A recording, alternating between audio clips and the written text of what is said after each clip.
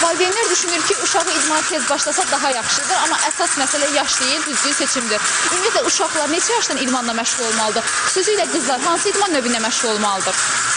Uşaqlar üçün idman sadəcə fiziki aktivlik deyil. Bu, həm də özünə inam, nizam-intizam və sağlam həyatın formalaşmasıdır. Neçə yaşda bu idmana məşğulsuz? 11 yaşımdan bəridir.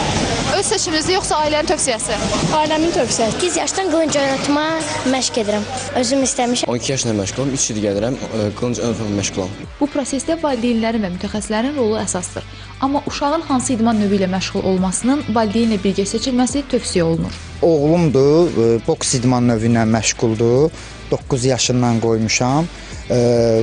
Uşaqlıqdan özünün də həvəsi var idi və ən əsas da idmana qoyandan sonra görürəm sağlam böyüyür. Düzgün seçilən idman növü uşağın inkişafına müsbət təsir göstərir. Qız uşaqların daha çox 7 yaşından 13 yaşına kimi başlasalar daha yaxşı olar. Ən əsas qılınc oynatmaqla daha məşğul olsalar, bədii gimnastikadır, voleyboldur. Məşqçilərin sözlərinə görə qızların idmana erkən yaşda başlaması onların həm fiziki, həm də psixoloji cəhətdən daha güclü böyüməsinə şərait yaradır.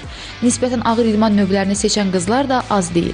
Məsələn, boks, judo və s.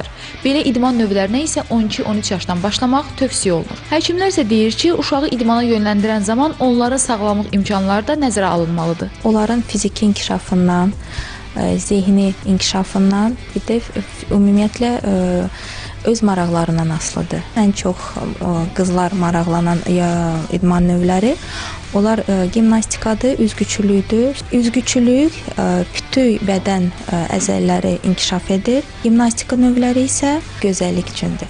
Sağlamlığa hər hansı bir zərəri olmaması üçün məşqlərin mütəxəssis nəzarət altında keçirilməsi mütləqdir. Zərbələr, zədələr və ya təhlükəli hərəkətlər zamanı, hətta yüngül xəsarətlər olsa belə həkimə müraciət etmək mütləqdir. Səma Pənahova, İlkin Əliyev, Telesəhər.